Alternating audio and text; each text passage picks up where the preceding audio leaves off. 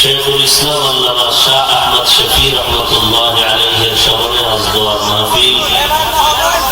মহতী মাহফিলে উপস্থিত মোহতারাম সম্মানিত সভাপতি, এই প্রধান অতিথি, বিশেষ অতিথি বৃন্দ, মুআজ্জাজ ও মুকাররম, জাতির মাথার মুকুট, ওয়ারাসাতুল আম্বিয়া, হযরতে উলামায়ে কেরাম, দূর দূরান্ত থেকে আগত আল্লাহ পাকের আশিকিন, যাকিরিন, শাকিরিন, মুহিব্বিন, মুরব্বিয়ান এজাম, কলিজার টুকরা আমার সমবয়সী যুবক বন্ধুগণ, স্নেহের ছোট ভাই, পর্দার আড়ালে অবস্থানরত শ্রদ্ধা সম্মানিত মা ও বোনেরা, রব্বুল আলামিনের দরবারে লাখো কোটি শুকর ও সুজুদ যে মহান রব্বুল আলামিনের ফিতনার জামানায় কোরআন ও সুন্নাহর ভিত্তিতে সহি তরিকায় কিছু কথা বলার জন্য, শুনবার জন্য আমাদেরকে কবুল ও মঞ্জুর করেছেন।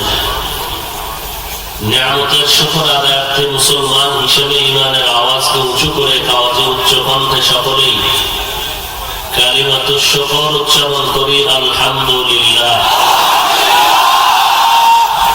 মোবাইল বন্ধ করেন, সবাই মোবাইল বন্ধ করেন। যারা বুঝে না কানের গোড়ায় হাত লাগায় বুঝায় দেন।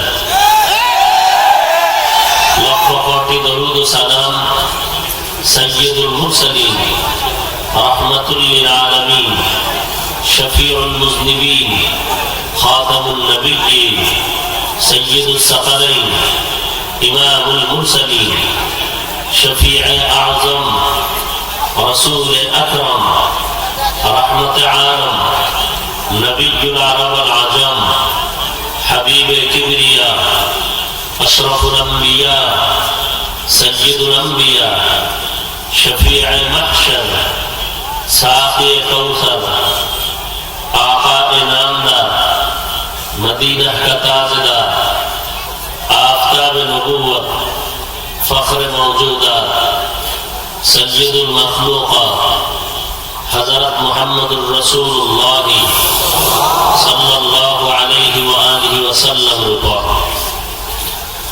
সর্বোপরি শুকর যাদের অক্লান্ত পরিশ্রমের মাধ্যমে আজ এই সুন্দর আয়োজন। এলাকার যুবক, বৃদ্ধ, ব্যবসায়ী, শ্রমিক, চাকরিজীবী, বিভিন্ন শ্রেণী পেশার মানুষ, জনপ্রতিনিধি, প্রশাসন, উলামায়ে হযরত, আইম্মায়ে মাসাজিদ সময়, পরামর্শ, অর্থ দিয়ে দোয়া করে উপস্থিত হয়ে মাইক, লাইট, প্যান্ডেলের ব্যবস্থাপনার মাধ্যমে সহযোগিতার হাত যারা বাড়িয়েছেন, প্রত্যেককেই আল্লাহ রাব্বুল আলামিনের খিদমতের বরকতে দুনিয়াতে শান্তি, সম্মান ও পরকালে চির মুক্তির ব্যবস্থা করে দিন। কোরআনে হাকিমের দুই টুকরো আয়াতে কারিমা তিলাওয়াত করেছি। বিশ্বনবী, শেষ নবী, মহানবী, শ্রেষ্ঠ নবী সাল্লাল্লাহু আলাইহি ওয়া আলিহি ওয়াসাল্লাম অসংখ্য অগণিত আমি বাণী, পবিত্র হাদিস শরীফের মধ্য থেকে একটি হাদিস পড়েছি। তিলাওয়াতকৃত আয়াতে কারিমা ও হাদিসে পাকের আলোকে ইখলাস ও রুহানিয়াতের সামান্য কিছু কথা আমাকে বলার মতো, আপনাদেরকে শুনবার মতো হিম্মত, ধৈর্য, তৌফিক আল্লাহ পাক দান করুন। আল্লাহুম্মা আমিন। ইয়া আইয়ুহাল্লাযীনা আমানুত্তাকুল্লাহা ওয়া কুলু কাওলান সাদীদা। এই মোবাইল বন্ধ করতে বলছি না, কানে ঢুকে না।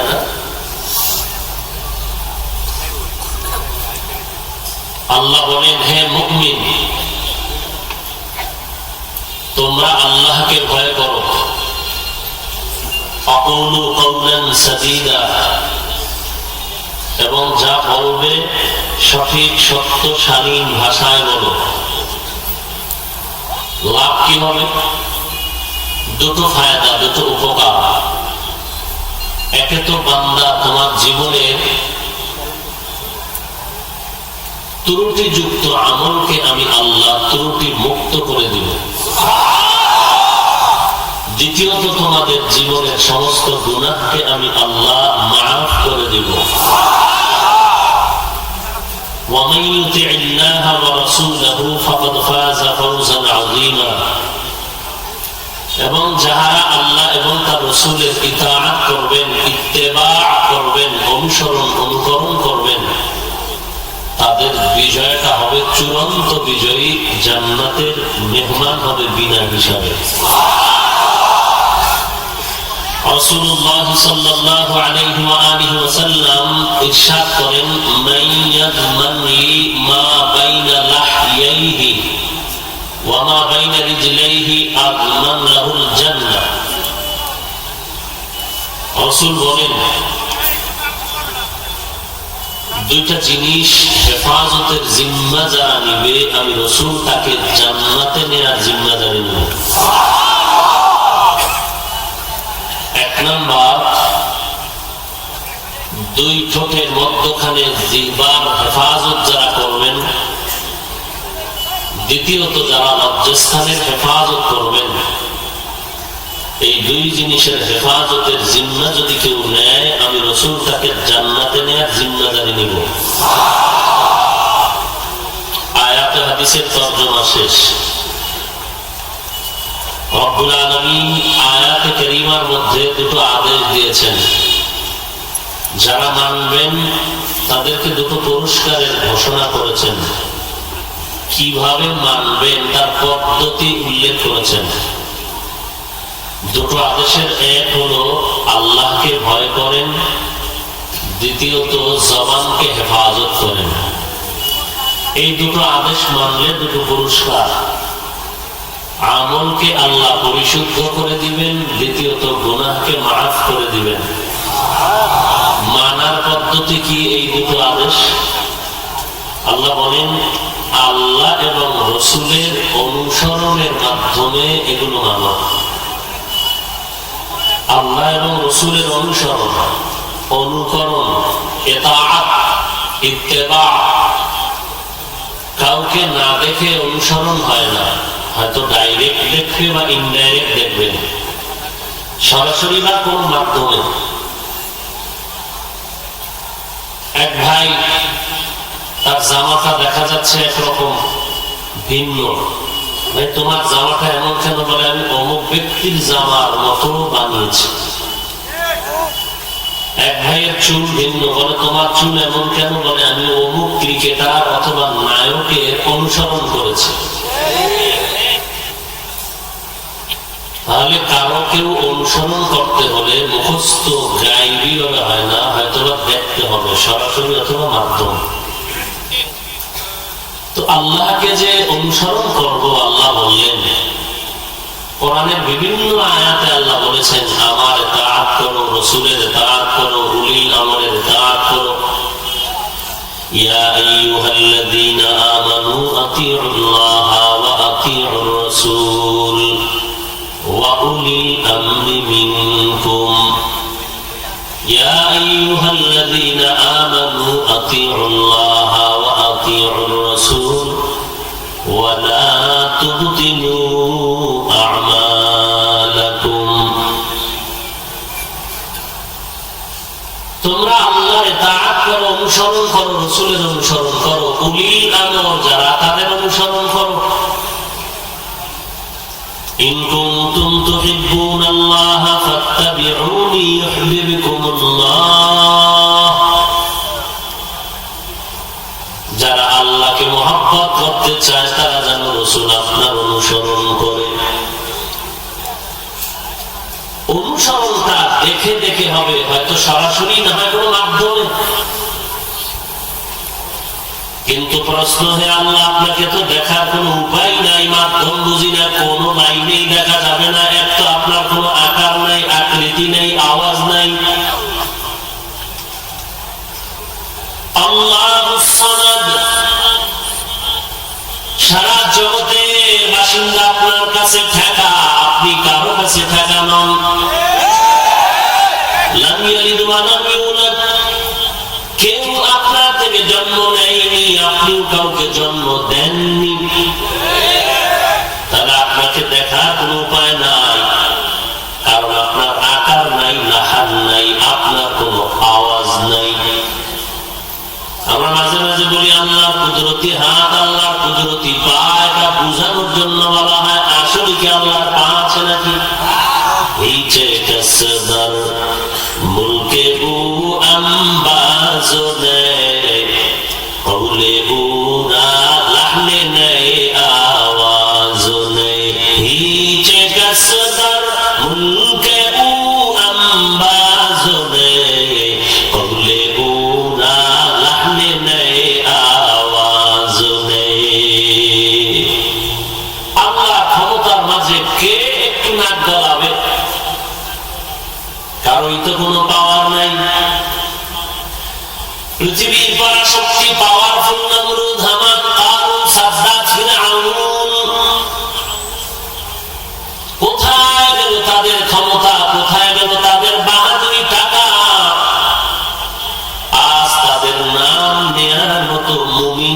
মুসলমান কেন একজন বেঈমান জমিনের মধ্যে নাই?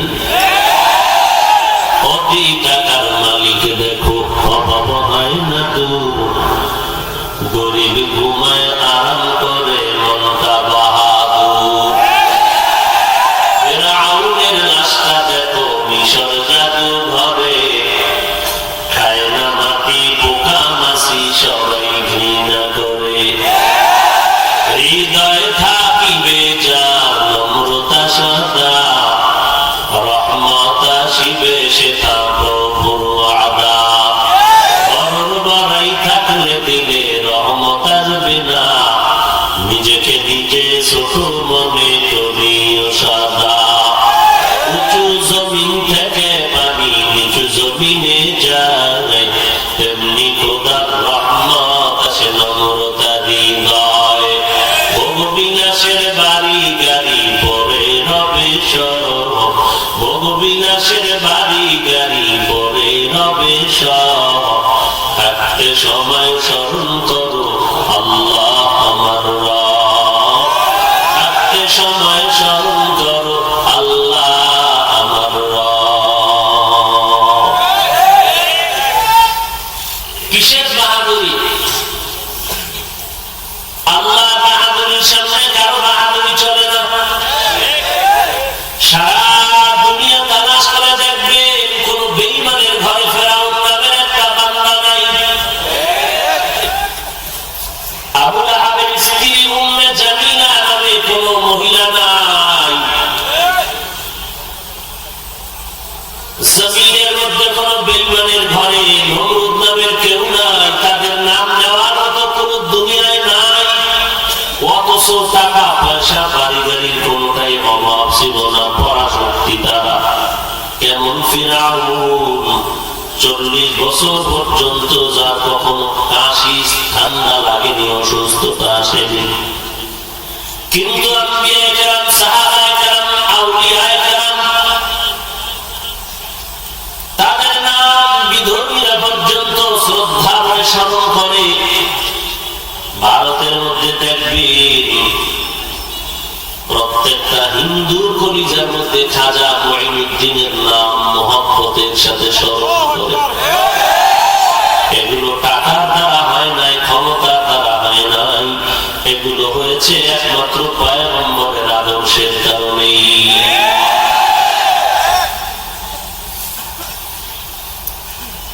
আল্লাহ তোমাকে দেখতে পারি না, কেমনে অনুসরণ করবো? তোমার আকার নাই, আওয়াজ নাই, কোন লাহান নাই। তো দিল মে তো আতা হ্যায় সমঝ মে नहीं आता, तो दिल में तो आता है समझ में नहीं आता, बस जान लिया मैं तेरे पहचान यही है, बस जान लिया मैं तेरे पहचान यही है। মনের মধ্যে আসে আল্লাহ তুমি একজন আছো, তুমি ছাড়া আমার আর কেউ নাই। আমার খালিক তুমি, আমার মালিক তুমি, আমার রাজ্জাক তুমি, আর কেউ রিজিক দাতা নাই। হায়াতের মালিক তুমি, মৌতের মালিক তুমি, ইজ্জত দেওয়ার মালিক তুমি।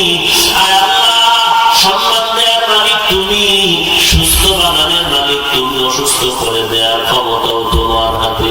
এতটুকু আমি বুঝে ফেলেছি, তুমি ছাড়া আমার কেউ নাই। ও আল্লাহ, এটাই আমার সান্ত্বনা, তুমি একজন আছো, তোমার সাথে কোনো অংশীদার নাই। তবে ভাষা নাই, বুঝাবো কি করে তুমি কেমন, তুমি কেমন, এটা বুঝানোর কোনো ভাষা নাই। আল্লাহ পাক বলেন, ওরে বান্দা, আমার অনুসরণ কেমনে করবা? আমি আল্লাহ তো তোমাদের বড় মায়া করি, মুহাব্বত করি। বলে কেমন মুহাব্বত? জমিনের সমস্ত মাখলুকাত মানুষের মুহাব্বত করে, একটা গরু মানুষের মুহাব্বত না করে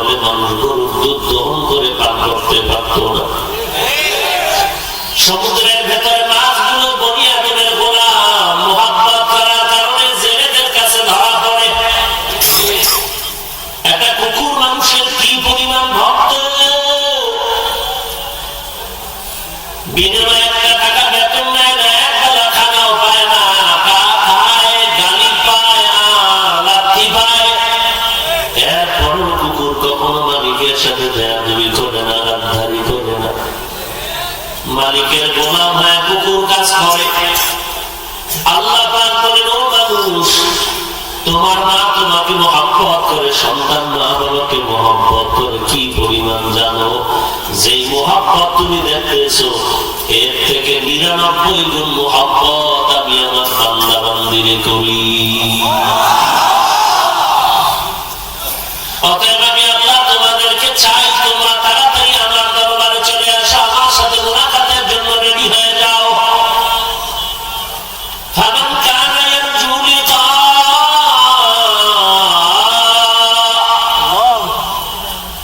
ফামান কানা ইয়ারজু লিকা রাব্বিহি ফালইয়ামাল আমালান সালিহান ওয়া লা ইউশরিক বিইবাদাতি রাব্বিহি আহাদা। ওরে বান্দা, তোমরা যদি তোমাদের রবের সাথে মুলাকাত করতে চাও, নেক আমল করো, আমলের মধ্যে কাউকে অংশীদার বানাও না, শিরিক করবা না, সাবধান।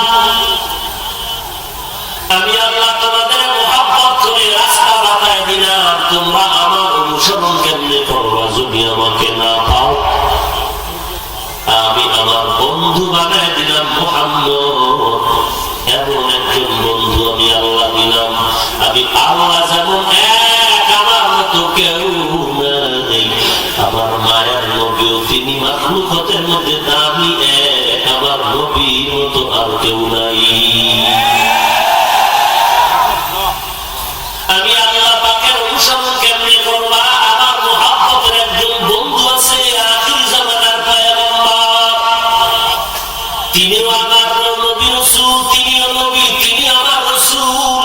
ঈসা নবী রাসূল, ইব্রাহিম নবী আমার সিলেকশন করা রাসূল। তবে ব্যবধানটা কি জানো? সব নবী রাসূলগণ আমার আল্লাহ পাকের আশিক, আর আমি আল্লাহ নিজেই হলাম মুহাম্মদের আশিক।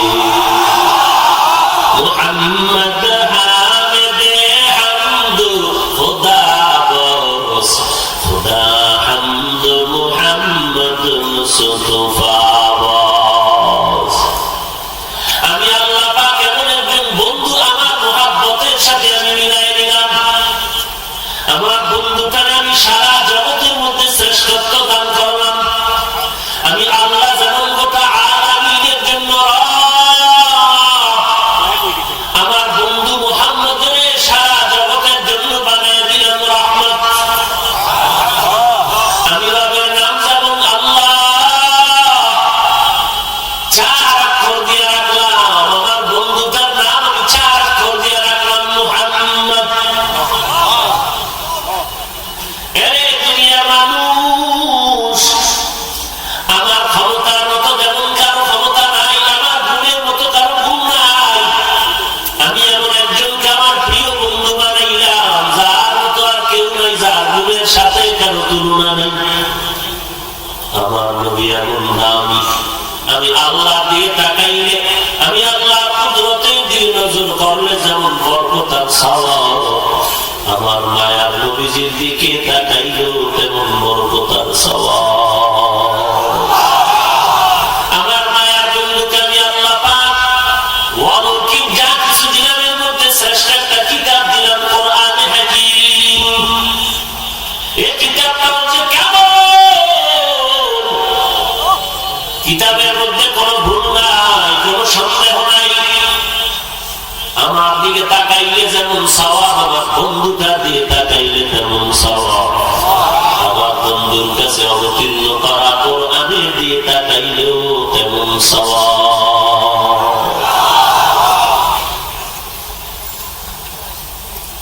ওই বন্ধুটারে এত কিছু দিলাম। ও দুনিয়ার মানুষ, তোমরা যারা আমি আল্লাহর তালাশ করো, তোমরা আমার বন্ধুর আদর্শের মালাটা গলায় লাগাও। আমি আল্লাহর মুহাব্বত যারা চাও, আমার অনুসরণ করতে চাও, আমি আমার বন্ধুকে তোমাদের কাছে ন্যস্ত করে দিলাম। আমার বন্ধুর অনুসরণ করলে আমি আল্লাহর অনুসরণ হয়ে যাবে। আমার বন্ধুর তরিকা মতো চললেই তো আমি আল্লাহ খুশি। আমি আল্লাহ খুশি হওয়া মানে তুমি বিনা হিসাবে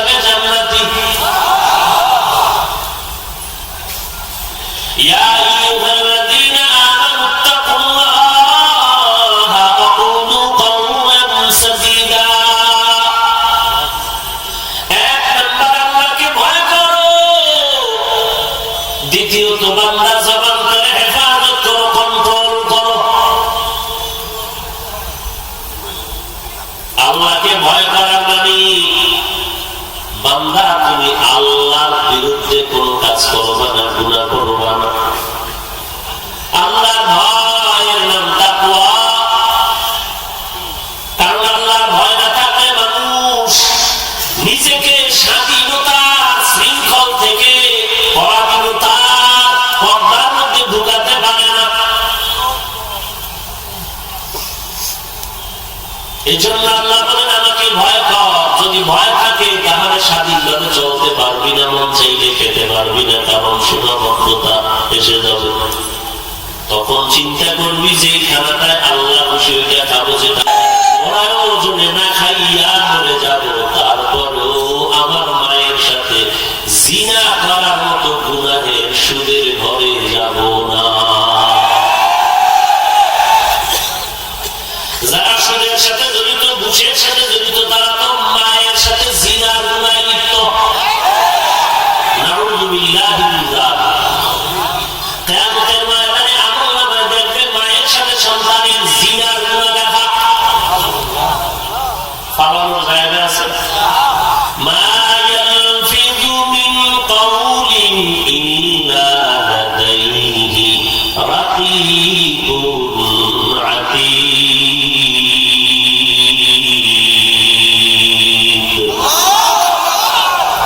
দুনিয়ার মানুষ যদি কথা রেকর্ড করে রাখতে পারে, আল্লাহ পারেন না কেন? আল্লাহকে দুর্বল ভেবেছো? وَوُضِعَ الْكِتَابُ فَتَرَى الْمُجْرِمِينَ مُشْفِقِينَ مِمَّا فِيهِ وَيَقُولُونَ يَا وَيْلَتَنَا مَا لِهَذَا الْكِتَابِ لَا يُغَادِرُ صَغِيرَةً وَلَا كَبِيرَةً إِلَّا أَحْصَاهَا وَوَجَدُوا مَا عَمِلُوا حَاضِرًا وَلَا يظلم ربك أحدا। এক বিন্দু থেকে বিন্দু যদি ন্যাক করো, লেখা বন্ধ হবে না। গুনাহের কাজ যদি করো, ফেরেশতারা আমলনামায় লিখতে ভুল করবেন না। কিয়ামতের ময়দানে আল্লাহ আমলনামা দিয়ে বলবেন, ইকরা কিতাবাকা কাফা বিনাফসিকা আল-ইয়াওমা আলাইকা হাসিবা। পড়িয়া দেখ জীবনে কি কামাই করছো, নিজের হিসাবটা নিজেই মিলায়া দেয়। অস্বীকার করার কোন সুযোগ থাকবে না, কারণ আমার হাত সাক্ষী হয়ে যাবে, আমার জবান সাক্ষী হয়ে যাবে আমার বিপরীত লাইনে। আল-ইয়াওমা নাখতিমু আলা আফওয়াহিহিম ওয়া তুকাল্লিমুনা আইদিহিম ওয়া তাশহাদু আরজুলুহুম ওয়া তাশহাদু আরজুলুহুম বিমা কানু ইয়াকসিবুন।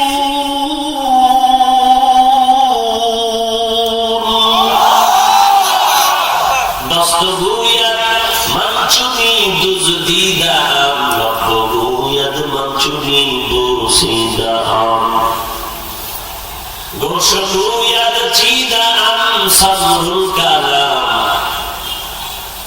বান্দা তুমি কান দিয়ে কি করছো, সব তোমার কান বলে দিবে। জবান দিয়ে তুমি কি উল্টা পাল্টা করেছো, তোমার জবান কথা বলবে। আল্লাহ তো ওই মালিক যে আল্লাহ মায়ের কোলের শিশু বাচ্চাটাকে কথা বলা শক্তি দান করেন কে? অসম্ভবকে সম্ভব করেন কে? সে আল্লাহ এখন আছে না?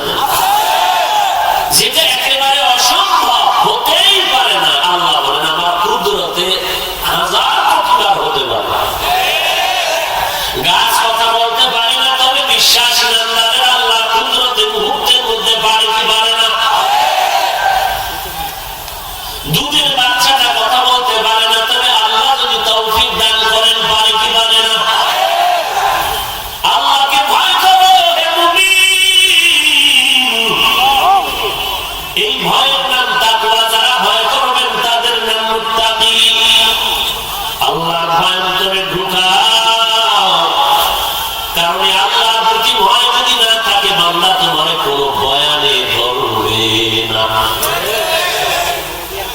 মা বাবাকে সন্তান ভয় করার কারণে মা বাবার চোখের নজরে অন্যায় করে না কেন? শাস্তি ভয়। ছাত্র উস্তাদের সামনে অন্যায় করে না কেন? উস্তাদের পক্ষ থেকে শাস্তি ভয়।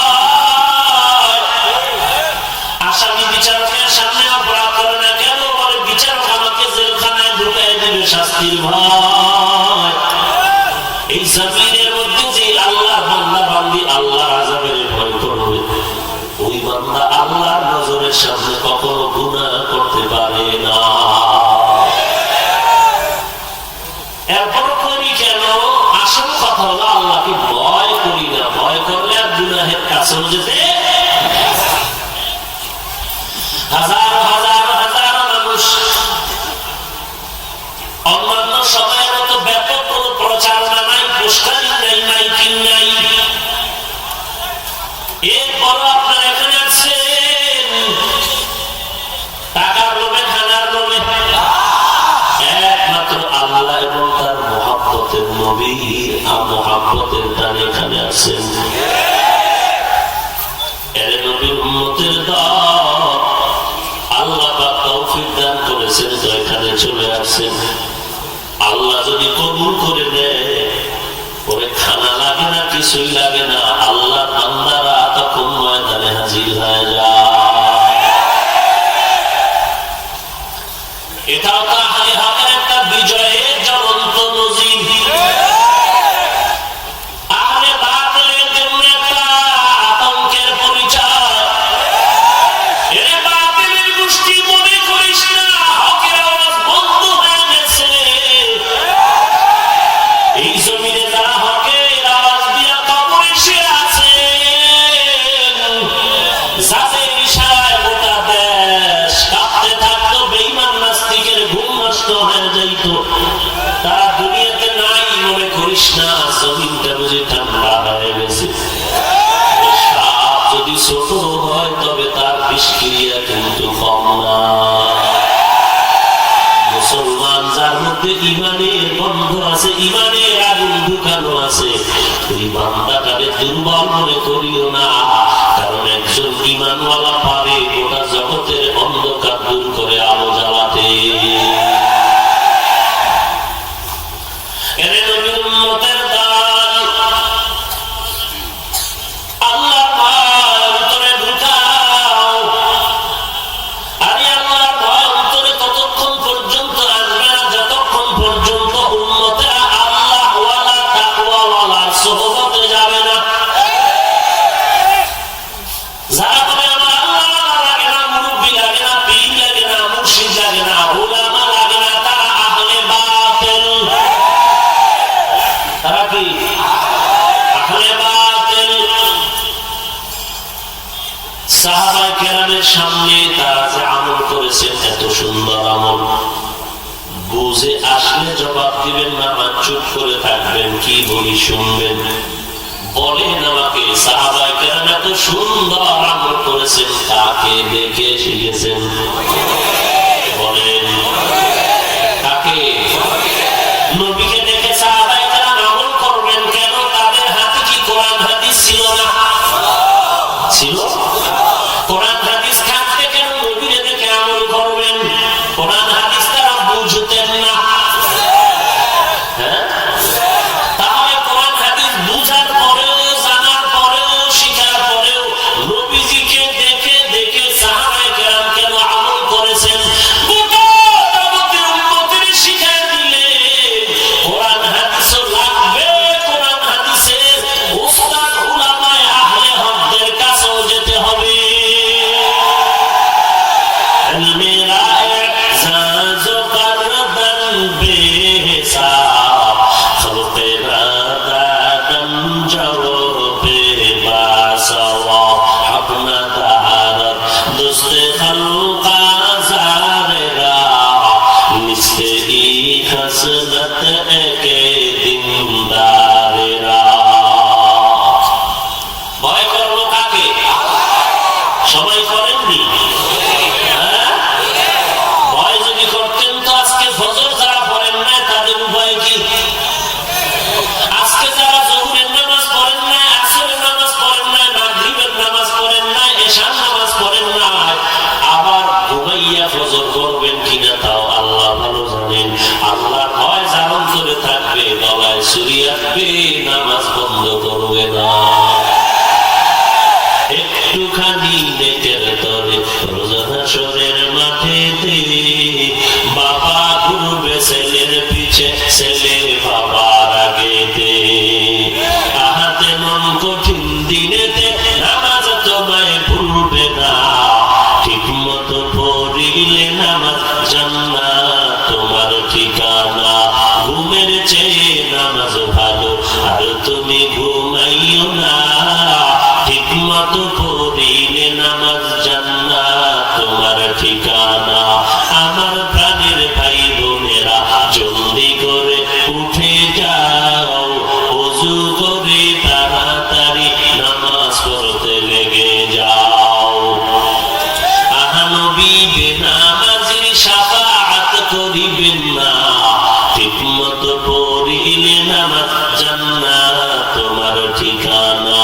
ঘুমের চেয়ে নামাজ ভালো, আর তুমি ঘুমাইও না, ঠিক মতো পড়িলে নামাজ জান্নাত তোমার ঠিকানা।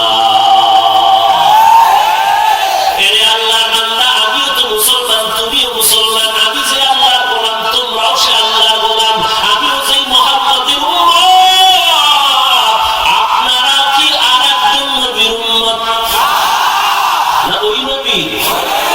তাহলে আমরা এক আল্লাহর গোলাম, মুহাম্মদ নবীর উম্মত। আমাদের কোরআন এক, কাবা এক, আল্লাহর নবী এক, আমাদের কাবা এক, আমাদের ইসলাম এক।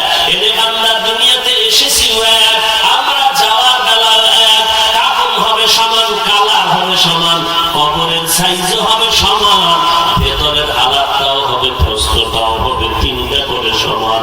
ও নবীর উম্মতের দল, আমিও নবীর আশিক, তুমিও নবীর আশিক দাবি করু। আজকে তুমি যেই দেশে আছো, আমিও সে দেশের নাগরিক। আমি যেই দেশের হাওয়া বাতাসে চলি, তুমিও সেই দেশের হাওয়া বাতাসে চলো। আমি যেই গাছের ফল ভক্ষণ করি, তুমিও সেই গাছের ফল ভক্ষণ করো। আমিও সেই পানি পান করি, তুমিও সেই জমিনের পানি পান করো। আমি যেই জমিনের ফসল খাই, তুমিও সেই জমিনের ফসল খাও। কিন্তু বুঝলাম না, তোমার তাবলীগওয়ালারা পায়ে ধরে ডাকে, আসো নামাজ আদায় করো। পীর মাশায়েখরা ডাকে, বাবা পায়ে ধরে বলছি নামাজটা পড়ো, টুপিটা মাথায় দাও। আল্লাহওয়ালা উলামায়ে কেরাম বয়ান করে বলে, পায়ে ধরে বলছি আর নামাজ কামাই দিও না, তোমাদের পায়ে ধরে ধরে দাওয়াত দিচ্ছি বাবা, নামাজ পড়ো, পর্দা করো, নবীর সুন্নতের মালাটা গলায় লাগাও। তুমি নামাজ পড়তে চাও না, জিকির করতে চাও না, টুপি পড়তে চাও না, পর্দা করতে চাও না, অথচ আমাকে যদি ছুরি দিয়া জবাইয়ের ভয় দেখানো হয়, গলায় ছুরি আসবে, নামাজ ছাড়বো না, বেপর্দায় চলবো না, টুপিও ফেলবো না। কেউ যদি টাকার লোভ দেখায় বলে নামাজ ছেড়ে দাও, টাকা লাথি মেরে ফালায় দিয়ে বলবো নামাজ ছাড়া যাবে না। এবার আমাকে একটু জবাব দাও, তুমিও মানুষ, আমিও মানুষ, তুমিও মুসলমান, আমিও মুসলমান, তোমার পায়ে হাত দেওয়ার পরও কেন নামাজ পড়তে চাও না? আর আমাদের ভয় আর লোভ দেখাইলেও কেন নামাজ ছাড়তে চাই না? একটু চিন্তা করে জবাবটা বের করো। কি জবাব তুমি বের করবা? জবাব পাওয়ার কোন সূরত তোমার সামনে নাই, একটাই মাত্র জবাব, আল্লাহ তাআলার আযাবের ভয়। তোমার ভেতরে মরণের কোনো চিন্তা নাই, কবরের আযাবের কোনো ফিকির নাই। যদি চিন্তা করতা, রাতের বেলা বাতিটা নিভায় যখন আমি শুয়ে পড়লাম বিছানায়, রুমের মধ্যে কেউ নাই, আমি একা একা মোবাইল চালাচ্ছি, মোবাইলে গান বাজনা শুনতেছি, হঠাৎ করে যদি বাতিটা নিভাইয়া চিন্তা করতা, এই ঘুমটাও তো হতে পারে আমার জীবনের শেষ ঘুম। এই ঘুমের মধ্যেও তো আজরাইল আসতে পারে। আজরাইল এসে যদি আমার জীবনটা নিয়ে যায়, আগামীকাল কবরের হালাত আমার কেমন হবে?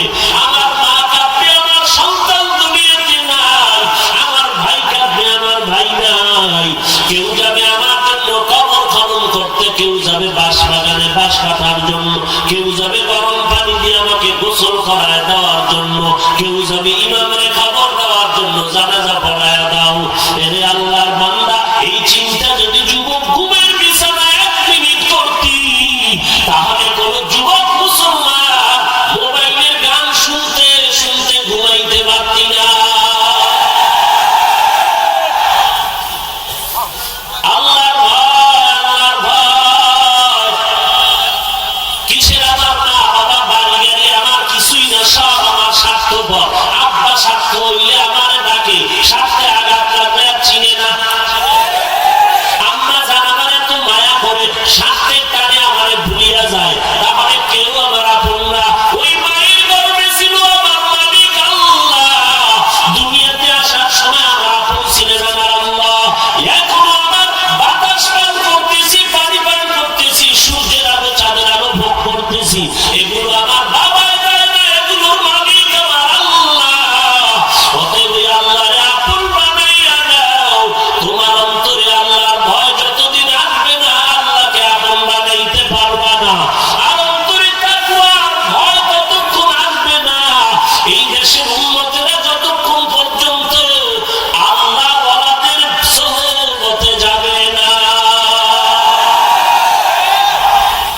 যেই সোলার ঘরের সোহারা কয় আল্লাহ লাগে না, পীর মুরিদি লাগে না, তাবলীগ লাগে না, কোনো আলেম লাগে না, তারা আহলে বাতিল।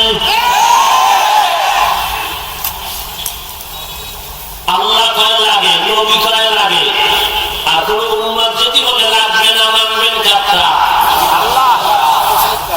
সাহাবায়ে কেরাম নবীরে মানছেননি, কোরআন হাদিস হাতে নিয়ে আবার সাহাবায়ে কেরামদেরকে তাবিঈনগণ মেনে মেনে আমল করছেননি, আবার কোরআন হাদিস হাতে নিয়ে বোঝার পরে, জানার পরে, পড়ার পরে তাবিঈনগণ তাবিঈনদেরকে দেখে আমল করছেননি।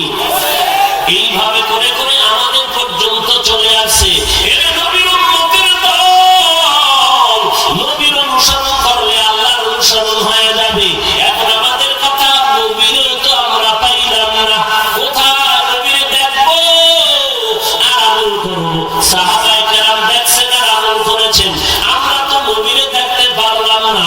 নবী কিয়ামত পর্যন্ত মদিনাতুল মুনাওয়ারায় জিন্দা হালাতে নামাজরত অবস্থায় আল্লাহর মারিফতে রওজা মুবারকে থাকবে। মাঝে মাঝে আপনাদের গাজীপুরেও নবী আসবেন, কি বলেন? বাইতুল মুকাররমে আসবেন, নবী স্টেজে আসবেন। নবী যদি এখানে স্টেজে এসে হাজির হন আর আমি হাফিজ যদি চিল্লাইয়া বয়ান করি, আমার মতো বড় বেঈমান আর কে রে?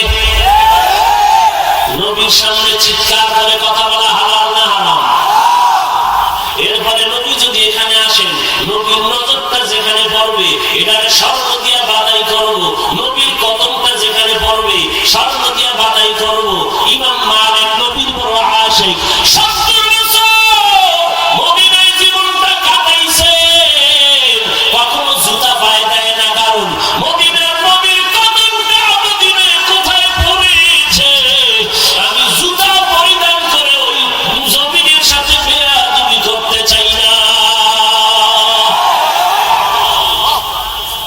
সেও মানুষ, তুমি বিড়ি টানো নামাজ বাদ দিয়া, তুমিও মানুষ। তোমার মতো লোক হারাম রাসূলের উম্মত না হইলে রাসূলের কি গতি হবে? মাস্তানি করো কেন? তোমার মতো উম্মত রাসূলের না হইলে রাসূলের কি গতি হবে? হবে? বাহাদুরি করো কেন? যে নামাজ না পড়লেও জান্নাতে যাব। তোমার মতো উম্মত আল্লাহ রাসূল সুপারিশ না করলে কি হবে? তোমার অর্ডারে রাসূল চলে? চালাকি করো কেন? নামাজ নাই, টুপি নাই, সুন্নাত নাই, সুদ ঘুষে ডুবে আছো, আবার বলো আমি রাসূলের আসে, লজ্জা করে না?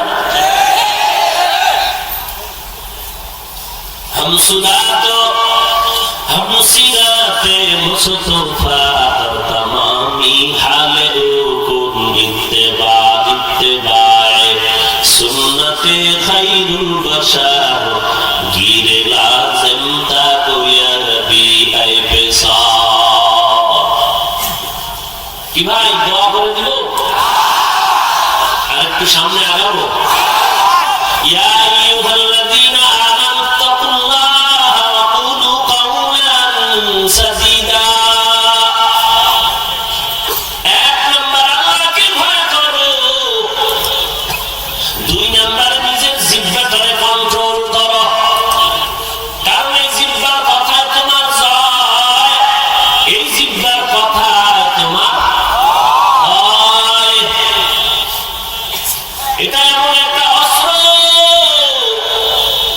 এই জিহ্বা নামের অস্ত্রটায় তোমার আকাশচুম্বী সম্মানকে ধুলায় মিশায় দিবে। এই জবানের একটা কথায় তোমাকে জিরো থেকে হিরো বানায় দিবে। কত দামি একটা জিহ্বা ধরো, এই জিহ্বাটা নিয়ে গবেষণা করলেই তো বান্দা আল্লাহর সাথে মহব্বতের বন্ধনটা তৈরি হয়ে যাবে। এমন কেমন একটা অস্ত্র আল্লাহ বানায় দিয়েছেন। এই জিহ্বার অস্ত্র দিয়া নারায় নারায় নারায় নারায় কত কথা বললাম, কত কোটি কোটি কোটি কথা বললাম, কোনদিন তো এই জিহ্বা ব্যথা হলো না। এই জিহ্বা কোন মেশিনে নারায় নারায় কথাগুলো সাপ্লাই দেয়, ওই মেশিনটা কে বানাইছেন, কে ওই মেশিনে তৈরি পেট্রোল কে দেয়? চিন্তা করো, কে কেউ না, তিনি আমার আল্লাহ। ওয়াফি আনফুসিকুম আফালা তুবসিরুন।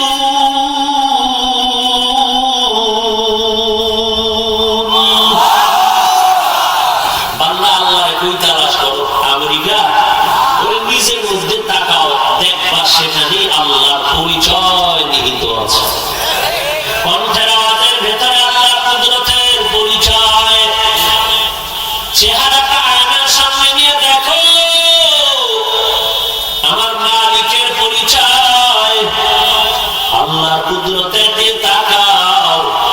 জবানটারে হেফাজত করো রে বান্দা, কারণ জবান এমন একটা অস্ত্র, এই জবানের একটা কথার দ্বারা ফাঁসির আসামি মুক্তি পেয়ে যায়।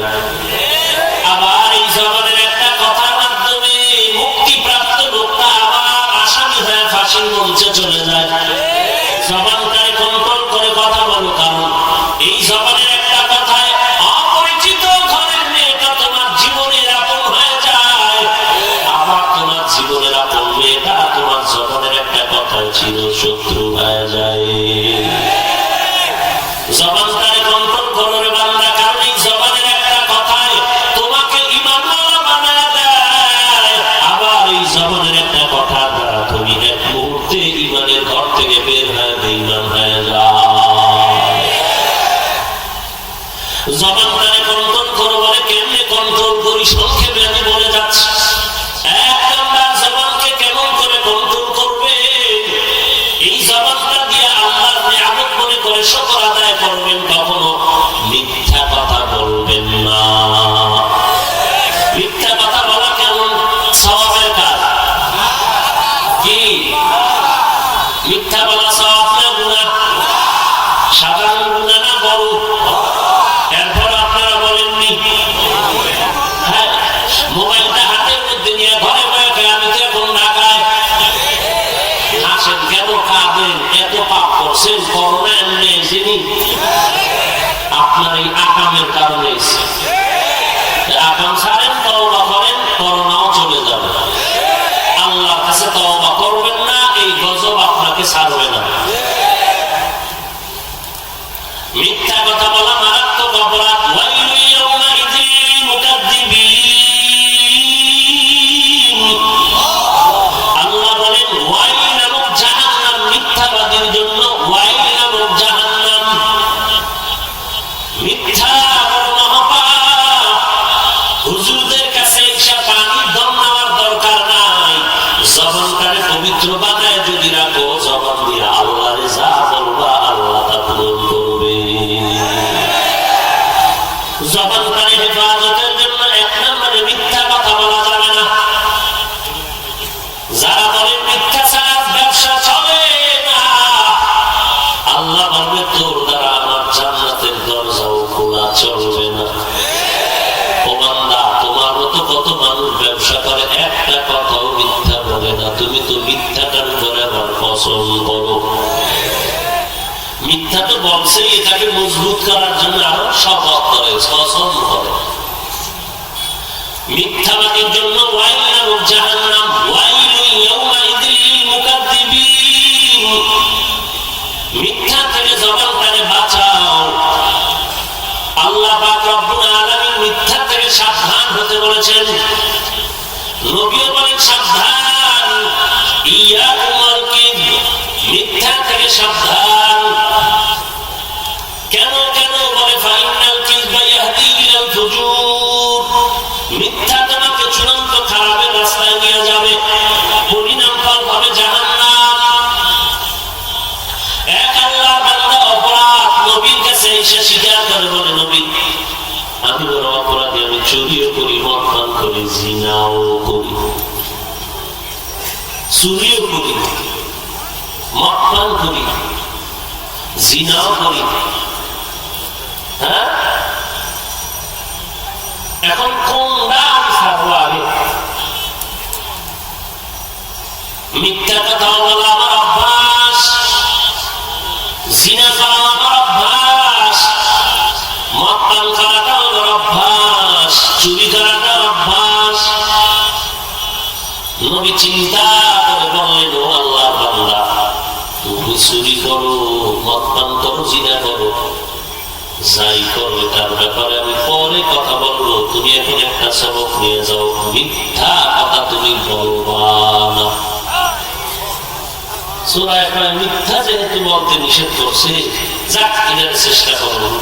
চুরি করতে তো নবী নিষেধ করে নাই, তাহলে আজকে থেকে বরকতের চুরি হবে, কারণ নবী জেনে শুনেই তো অনুমতি দিলেন, নিষেধ করলেন না। আল্লাহর নবীর কথা কত মারাত্মক। আল্লাহর বান্দা বাড়িতে গিয়ে রাতের আধারে চুরি করার জন্য যখন রেডি হয়ে গেল, হঠাৎ অন্তরের মধ্যে সিগন্যাল চলে আসলো, চোরের ঘরের চোর, তুই যখন চুরি করবি মদিনাওয়ালার কাছে যদি বিচারটা চলে যায়, নবী জানেন তো তুই চোর, তুই তো আদা করছো, মিথ্যা কথা বলবি না, তো নবীর কাছে তো স্বীকার করতে হবে তুই চুরি করছো। মনের এই ধাক্কায় বান্দা দাঁড়ায় গেল, কালকে তো নবী যদি ডাকে আর আমি মিথ্যা তো বলতে পারবো না, আদা করেছি, দরকার নাই, আমি চুরিও করবো না, মিথ্যা আশ্রয় দেব না। এইভাবে করে মদের বোতলটা নিল, সেখানে এই আওয়াজ, নবী জানলে তো সত্য বলা লাগবে, মদের বোতল ফালায় দিল, জিনার থেকেও ফিরে গেল। নবী এক ঔষধ দিলেন, উম্মত পুরা জান্নাতি হয়ে গেল। মিথ্যা বলার থেকে জবানটাকে হেফাজত করো হে ভাই। জানি না কে কি পরিমাণ মোবাইলের দ্বারা মিথ্যা কথা চর্চা করেন, মোবাইল হলো মিথ্যা চর্চা গোডাউন। মিথ্যা এটার দ্বারা শিখায় আমাদেরকে, আল্লাহ মাফ করুন। ছোট বাচ্চাও মিথ্যা বলে, স্বামী স্ত্রীর সামনে মিথ্যা বলে, স্ত্রীর কাছে স্বামীও, মা বাবা সন্তানের কাছে মোবাইল দিয়ে মিথ্যা কথা বলে, ওস্তাদের সামনে ছাত্ররাও মিথ্যা কথা বলে। ওরে কত অন্যায় হয় শুধু এই মোবাইলের দ্বারা। বাবার টাকা চুরি করে পায় নেই, মোবাইল আছে পায় নাই, কসম খাবা কোরআন 13টা মাথায় দাও, তারপর টেনশন নাই। দুইজন এক জায়গায় বসতেই গীবত শেখায় চলে, চর্চা চলে, এই গীবত করা হারাম। নবী বলেন জিনার থেকে মারাত্মক অপরাধ, জবানের দ্বারা হোক, হাতের দ্বারা হোক, ডাইরেক্ট আর ইশারায় হোক, তাও গীবত শেখায় করিও না, সাবধান। তবে আহলে হক উলামায়ে কেরাম যদি কারো ব্যাপারে কথা বলেন, এটা গীবত হলেও সওয়াব হবে, কারণ উম্মতের ঈমানকে বাঁচানোর জন্য। কেউ যদি ইসলামের ব্যানার লাগায় ভণ্ডামি করে, আহলে হক উলামায়ে কেরাম তার ভণ্ডামির কথা উম্মতের জানায় দিবে, এটা গীবত হলেও সওয়াব হবে। হুজুরেরা আমার গীবত শেখায় হারাম পায়, আবার এরা করে কেন? হুজুর বুঝে না, আলেম বয়ান করে, সে জানে না গীবত করা হারাম, এটা সে জানে না। এরপরে যদি গীবত করে, সে না জানে করে, তার মাসআলা জানা নাই। আছে কোন ক্ষেত্রে করা যাবে, তুমি পণ্ডিতি করো কেন?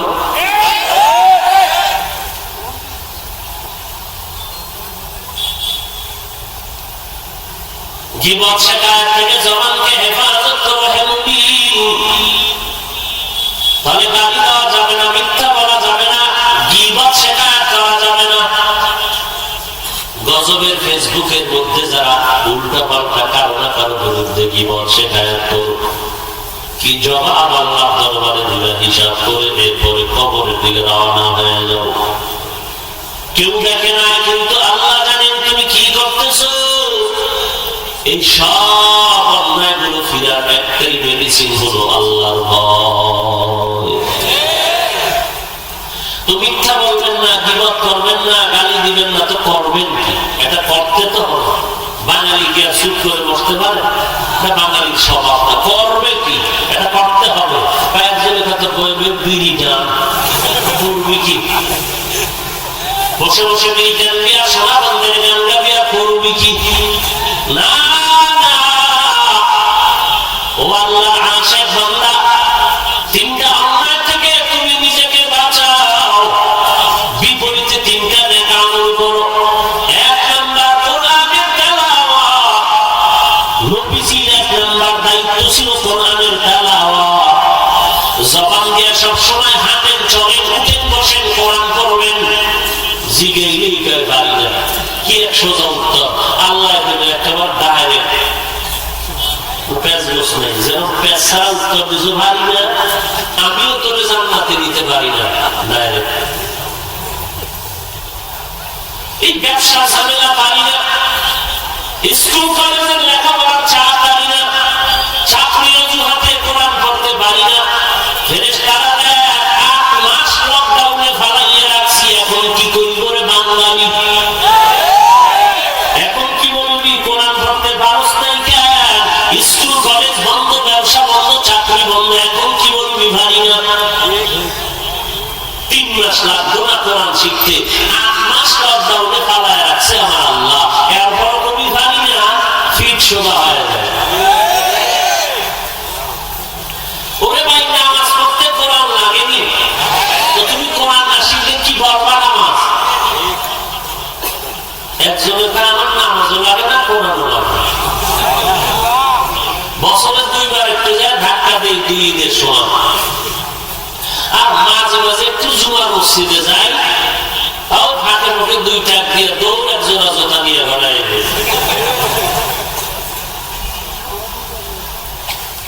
এক নম্বরে আল্লাহ কোরআনের তেলাওয়াত। যারা বলেন পারি না, অন্তত আলহামদুলিল্লাহ সূরাটাও কি পারেন না? এটা বলেন কুল হুয়াল্লাহ পারেন না? এটা বলেন কিছুই যদি না পারেন, হাঁটতে চলতে শুধু কোরআনের শুরুর অংশটা বলেন, বিসমিল্লাহির রহমানির রহিম। এত সব, একটা অক্ষরে 10 টাকা পেয়ে যাবে। 2 নম্বরে আল্লাহর নামের জিকির করবেন, তাসবিহ পড়বেন। কার জিকির? এখনো ফিরেন নামে জিকির কার? আল্লাহর নামের জিকির চালু রাখেন। হাঁটতে চলতে উঠতে বসতে সবসময় আল্লাহর নামের জিকির করবেন। যত করবেন ততই কলবটা সাফ হয়ে যাবে। কলব আয়নার মতো সাফ হয়ে যাবে। কার জিকির? আসেনি জিকির? জিকিরের কথা কইলে কোরআন শরীফ পড়াও তো জিকির, নামাজ পড়াও তো জিকির, তো আল্লাহ আলাদা জিকিরের বয়ান করলেন কেন? আল্লাহ জানেন না নামাজটা জিকির? আল্লাহ নিজেই কইছেন নামাজ জিকির, রোজা জিকির, আল্লাহ সব ইবাদতই আল্লাহ সব। এরপর আল্লাহ আলাদাভাবে জিকিরের বয়ান করছেন কেন? বলে আল্লাহর নামের জিকিরের অ্যাকশন আলাদা। লা ইলাহা ইল্লাল্লাহ, লা ইলাহা ইল্লাল্লাহ, লা ইলাহা ইল্লাল্লাহ, লা ইলাহা ইল্লাল্লাহ, লা ইলাহা ইল্লাল্লাহ, লা ইলাহা ইল্লাল্লাহ, লা ইলাহা ইল্লাল্লাহ, লা ইলাহা ইল্লাল্লাহ। এক নম্বরে কোরআনের তেলাওয়াত, দ্বিতীয়ত আল্লাহর নামের জিকির করেন, তাসবিহ করেন, সুবহানাল্লাহি ওয়া বিহামদিহি সুবহানাল্লাহিল আযীম। পারেন না? পড়বেন, একটু দেখে টানে কিয়ামতের দিন কি উপায় হবে আপনার? সমস্ত নবীরা সেদিন নাফসি বলে কাঁদবে। তো দ্বিতীয়ত আল্লাহর নামের জিকির। 3 নাম্বার নবীর নামে দরুদ শরীফ পড়ো। কম না বেশি? হাঁটতে চলতে উঠতে বসতে নবীর উপরে দরুদ পড়তে থাকো। যত পড়বা তোমার নবীর মহব্বত ততই তুমি পেতে থাকবে। এই নবীর উম্মতের দল, আল্লাহর ভয়, জবানের হেফাজত। আল্লাহর ভয় অন্তরে ঢুকাইয়া জবানটাকে হেফাজত করো, গুনাহ ছাড়ো। কোন দিন মরণের দাগ আসবে বলা যায় না। আল্লাহর কাছে তওবা করে নাও, হে মালিক, এই জীবনে শয়তানের ধোঁকায় পড়ে কত অন্যায় করেছে। আজ এই ময়দানে আছি, তুমি মাফ করে দাও। আর নামাজ বাদ দিব না, মা বাবার বিরোধিতা করবো না, দেশের বিরুদ্ধে ষড়যন্ত্রে লিপ্ত হব না। উলামায়ে কেরামের কথা মেনে নবীর সুন্নাত অনুযায়ী চলবো, সহিভাবে কোরআনটা শিখবো। আয় আল্লাহ, আমাদের তওবা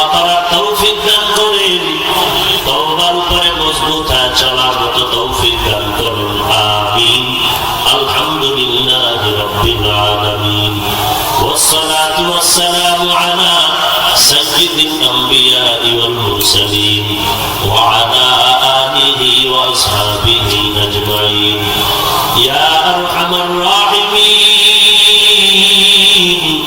يا أرحم الراحمين يا أرحم الراحمين رب ارحمهما كما ربياني صغيرا